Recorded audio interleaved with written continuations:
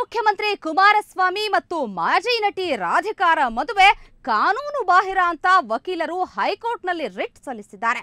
ಒಂದು ಕಡೆ ಕೆಲವರು ಹೇಳೋದು ಇಂಥ ವಿಷಯಗಳಲ್ಲಿ ಗಂಡ ಎರಡನೇ ಮದುವೆ ಮಾಡಿಕೊಂಡಿರೋ ಬಗ್ಗೆ ಮೊದಲನೇ ಹೆಂಡತಿ ಮಾತ್ರ ದೂರು ದಾಖಲಿಸಬಹುದು ಅಂತ. ಆದ್ರೆ ರಿಟ್ ಅರ್ಜಿ ಸಲ್ಲಿಸಿರುವ ಶಶಿಧರ್ ಬೆಳಗುಂಬ ಹೇಳೋ ಪ್ರಕಾರ ಇಂಥದ್ದೇ ಒಂದು ಕೇಸ್ನಲ್ಲಿ ರಾಜಸ್ಥಾನ ಹೈಕೋರ್ಟ್ ಅಲ್ಲಿನ ಸಂಸದರೊಬ್ಬರನ್ನ ಹುದ್ದೆಯಿಂದ ಕೆಳಗಿಳಿಸಿತ್ತಂತೆ. ಅವರು ಮದುವೆ ಆಗಿದ್ದಕ್ಕೆ ಮೊದಲನೇ ಮದುವೆ ಆಗಿದೆ ಅಂತ ಹೇಳ್ಬಿಟ್ಟು ಲೋಕಸಭೆಯಲ್ಲಿ ಡಿಕ್ಲೇರೇಷನ್ ಕೊಟ್ಟಿದ್ದಾರೆ. ಮೊದಲನೇ ಮದುವೆ ಅದು ಸಾರ್ವಜನಿಕವಾಗಿ ಜಗತ್ತಿಗೆ ಗೊತ್ತಿರುವಂಥದ್ದು. ಎರಡನೇ ಮದುವೆ ಅಷ್ಟೇ ಪ್ರಶ್ನೆ ಬರುವಂಥದ್ದು. ಇಲ್ಲಿ ಎರಡನೇ ಮದುವೆ ಪ್ರಶ್ನೆ ಬಂದಾಗ ಶ್ರೀಮತಿ ರಾಧಿಕಾ ಅವರೇ ಎಲ್ಲ ಮಾಧ್ಯಮಗಳು ಟೈಮ್ಸ್ ಆಫ್ ಇಂಡಿಯಾದಲ್ಲಿದ್ದಾರೆ, ಕೆಲವು ಇಂಟರ್ನೆಟ್ಗಳಲ್ಲಿ ಡೌನ್ಲೋಡ್ ಮಾಡ್ಕೊಂಡು ಎಲ್ಲ ಮಾಡ್ಕೊಂಡು ಅವರೇ ಎಲ್ಲ ಫೀಡ್ ಮಾಡಿದ್ದಾರೆ ವಿತ್ ಮಗು. ಸ್ವಯಂಕೃತವಾಗಿ ಇದು ಕುಮಾರಸ್ವಾಮಿ ನಾನು ಕುಮಾರಸ್ವಾಮಿ ಹೆಂಡತಿ, ಇದು ನನ್ನ ಮಗು ಅಂತ ಜೊತೆಯಲ್ಲೇ ಇಬ್ಬರು ಮಾತಾಡ್ಕೊಂಡಿದ್ದಾರೆ. ಅಂಥ ದಾಖಲೆಗಳು ಎರಡನೇ ಪತ್ನಿತ್ವವನ್ನು ದ್ವಿಪತ್ನಿತ್ವವನ್ನು ಸಾರ್ವಜನಿಕವಾಗಿ ಮತ್ತು ಕಾನೂನಿನ ಅಡಿಯಲ್ಲೂ ಕೂಡ ಪ್ರೂವ್ ಆಗ್ತವೆ. ಅದನ್ನು ತಳ್ಳಿ ಹಾಕಲಿಕ್ಕೆ ಯಾವ ನ್ಯಾಯಾಲಯವೂ ಕೂಡ ಮುಂದೆ ಬರೋದಿಲ್ಲ. ಆದ್ದರಿಂದ ದ್ವಿಪತ್ನಿತ್ವ ಪ್ರೂವ್ ಆಗ್ತದೆ. ಪ್ರೂವ್ ಆಯಿತು ಅಂತಂದರೆ ಲೋಕಸಭಾ ಸದಸ್ಯ ಸ್ಥಾನದಿಂದ ಅವ್ರು ಕೆಳಗೆ ಇಳಿಯಬೇಕಾಗ್ತದೆ, ಇಲ್ಲ ರಾಜೀನಾಮೆ ಕೊಡಬೇಕಾಗ್ತದೆ, ಇಲ್ಲ ಅಂತಂದ್ರೆ ಲೋಕಸಭಾ ಸದಸ್ಯರು ಇವರನ್ನು ಡಿಸ್ಕ್ವಾಲಿಫೈ ಮಾಡಿದ್ರೆ ಅನರ್ಹಗೊಳಿಸ್ತಾರೆ. ಇವ್ರ ಹತ್ರ ರಾಜಸ್ಥಾನ ಹೈಕೋರ್ಟ್ ಕೊಟ್ಟಿರೋ ತೀರ್ಪಿನ ಬೆಂಬಲ ಇದೆಯಂತೆ. ಅದೇ ರೀತಿ ಒಂದು ವೇಳೆ ಕುಮಾರಸ್ವಾಮಿ ಅವರೇನಾದರೂ ಇದನ್ನ ಎದುರಿಸಬೇಕು ಅಂದ್ರೆ ಅವರ ಹತ್ರ ತಮಿಳುನಾಡು ಹೈಕೋರ್ಟ್ ಕೊಟ್ಟಿರೋ ಒಂದು ತೀರ್ಪಿನ ಬೆಂಬಲ ಇದೆ. ಕರುಣಾನಿಧಿ ಕೂಡ ಅದು ಮದ್ರಾಸ್ನಲ್ಲಿ ಇದೇ ರೀತಿ ಮಾಡಿದ್ದಾರೆ. ಕರುಣಾನಿಧಿ ವಿಷಯ ಬಂದಾಗ ಅಲ್ಲಿ ಅವ್ರನ್ನ ಎಲೆಕ್ಷನ್ನಲ್ಲಿ ನಾಮಿನೇಷನ್ ಹಾಕಬಾರ್ದು, ಯಾಕೆಂದರೆ ಇಬ್ಬರು ಹೆಂಡತಿ ಇದ್ದಾರೆ ಅಂತಂದ್ಬಿಟ್ಟು ಅಲ್ಲಿ ಕೂಡ ತಕರಾರು ಹಾಕಿದ್ರು. ಅವರು ಆಸ್ತಿಯನ್ನು ಘೋಷಣೆ ಮಾಡ್ತಕ್ಕಂಥ ಸಂದರ್ಭದಲ್ಲಿ ತನ್ನ ಹೆಂಡತಿ ಆಸ್ತಿ ಇಷ್ಟು ಅಂತ ಹೇಳಿದ್ರು. ಆದರೆ ಎರಡನೇ ಹೆಂಡತಿ ವಿಷಯ ಬಂದಾಗ ಏನು ಹೇಳಿದ್ರು ಅಂದರೆ ನನ್ನ ಮಗಳ ತಾಯಿ ಅಂತ ಬರೆದ್ರು.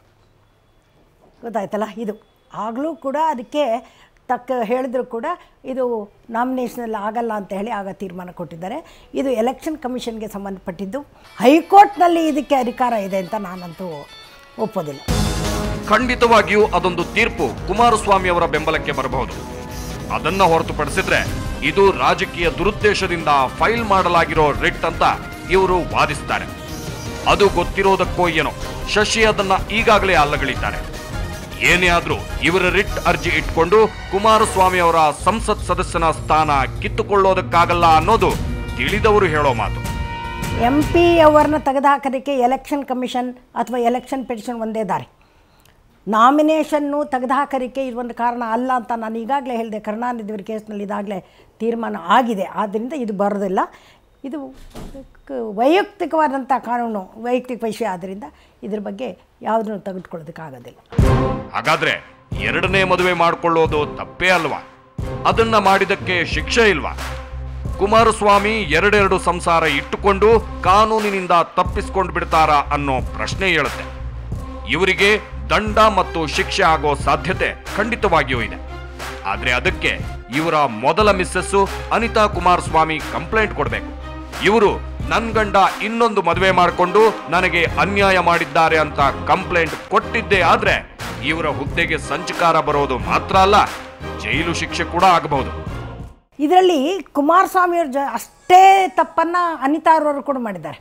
ಯಾಕೆಂದರೆ ತನ್ನ ಗಂಡ ಆದಂಥವನು ಬೇರೊಂದು ಮದುವೆ ಆದಾಗ ಕಾನೂನು ಪ್ರಕಾರವಾಗಿ ಆ್ಯಕ್ಷನ್ ತಗೋಬೇಕಾಗಿತ್ತು.